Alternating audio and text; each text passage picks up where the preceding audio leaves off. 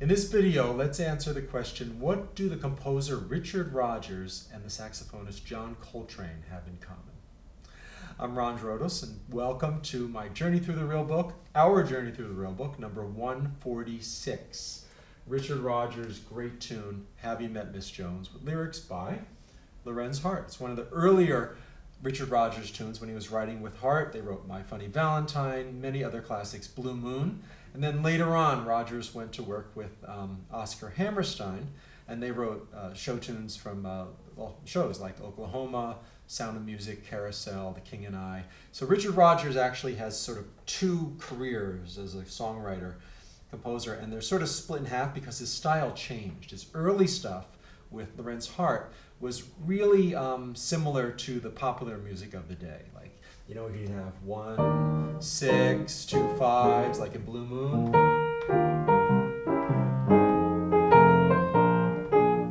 It's basically heart and soul, same as heart and soul, you know, or I Got Rhythm, the 1, 6, 2 5. Later on, he changed his style, and well, there's some very specific things he did with voice leading, but basically it got a little away from the popular song of the day and morphed into something really wonderful. So what does he have to do with John Coltrane? And here's the thing. This song, particularly the bridge of Have You Met Miss Jones, was an inspiration or a harbinger or what's the word? The light bulb moment, the aha moment, the moment when the harmonies clicked for John Coltrane, and he wrote Giant Steps. So Giant Steps. I'll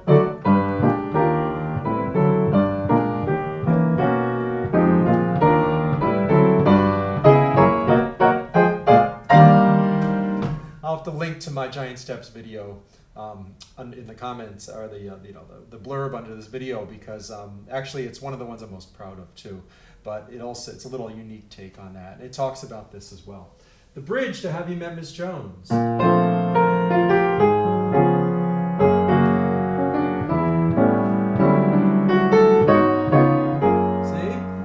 Around in a similar way. Specifically, this is a technical term from my college harmony class.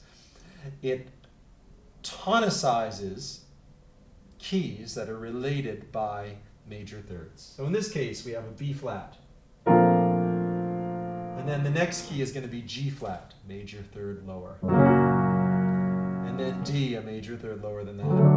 And he tonicizes it by putting a 2-5 in front of it. So we have B flat, 2-5-1 in G flat, 2-5-1 in D, then back up to G flat. Then he just kind of goes down a half step to F again. Coltrane does a similar thing. He goes key of B, and he does a 5-1 in G, which is a major third lower. And then he's going to go to E flat, and then etc. It's the same kind of thing. And even here, 2-5-1s in E flat, in G, in B. So it's E flat, G, B. Very interesting, you know. And there's a historical parallel here with classical music, because a lot of times in the early, you know, there's exceptions. People were writing some very different types of things, even in the 20s in popular music. But basically, a lot of times you'd go in fourths, you know, you'd modulate from, even here at the beginning of the bridge, he goes from the key of F to B flat. It's a fourth away, right? And there's a parallel, because in the classical sonata allegro form, at least in its textbook definition, you know, you'd modulate to the key of the dominant, the 5. So Mozart would do in the key of C, and then the second theme would be in the 5th, in the key of G, you know? Right? So it's a 1-to-5 relationship, or a lot of times 1-to-4 in the old pop songs. But then people like Mozart in his 40th Symphony, or Beethoven a lot, they'd modulate to the thirds or up a half step, and they'd sort of get these key relationships that were less obvious and more adventurous in a lot of ways. And that's what the composers started doing here, like Duke Ellington or Richard Rodgers, and then John Coltrane. There you go. It's also one of these rare songs for me that evokes a specific place or memory or time in my life, because in 87 and 88, I had the good fortune to be Gerry Mulligan's assistant for a year, the great baritone saxophonist. And Gerry wasn't necessarily Mr. Social, you know. He could be when he wanted to, but not necessarily, that's all I'll say, Mr. Sociable. But I got to tag along when he went places. It was great. So he was doing I was like, what, 22, 23 years old, 24 years old. And he was playing a gig at Yale University. And the president of Yale at the time, Frank Tiro, I believe, was a jazz clarinetist. And he and Gerry became friends. I think for him, it was a chance to become friends with a great saxophonist, and they got along. And Gerry, it was I don't think he ever went to college. It was college president, you know. And they really hit it off. So they went out to dinner together afterwards. And I got to tag along, and Gerry's wife was manager, Franco was there. So just the four of us, Gerry, his wife, president of Yale, and little old me, just sitting there eating great food at this restaurant in New Haven, Connecticut. But when we walked in, there was a guy playing piano, and he was playing, you know, really nice kind of jazzy stuff, you know, whatever. So we were playing, whatever, and then we're eating, he's playing, and on the way out, there's a crowded bar and everything, and we walk through the bar area, and he's right by the door, and at upright piano, spinning rather, and he's looking over at us, and he recognizes Gerry. You know, Gerry wasn't someone you'd see out all the time, but he recognized him. And Gerry was just in a great mood, and the guy was playing Have You Met Miss Jones and singing, and I'll never forget it. Gerry was just so joyful, and he just started singing Have You Met Miss Jones, and they sang a little duet for, I don't know, 8 bars or so, and then we said, okay, good night, and the guy's night was made, you know, singing with Gerry Mulligan. But the point too is that Gerry knew all the lyrics. Man, you know, grew up with this stuff, still knew the lyrics, and that informed his melodic sax playing. Big lesson there for me too.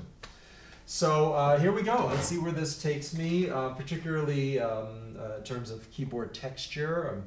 I like playing this kind of little counterpoint. You know, a little, I don't know, 2-part imitation there, and just start off with that and see where it goes.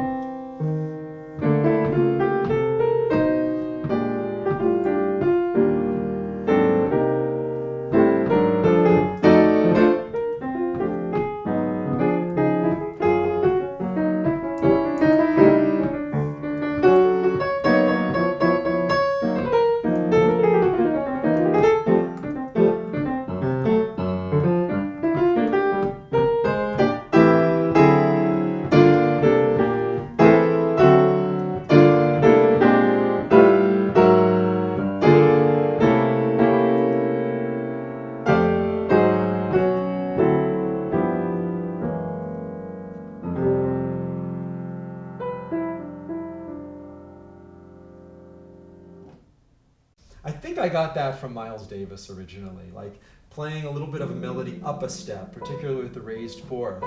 I don't know, I think Miles did it on Bye Bye Blackbird on a live recording from the late 50s, you know. They're all in F or whatever key, you know, and he's going,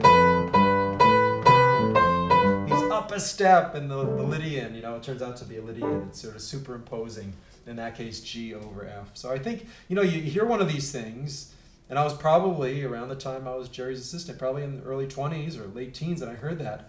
It stayed with me all these years, and it just came out kind of spontaneously. So that's a cool thing about your learning too. What you learn now will be with you to call on when you want to or when it just pops out.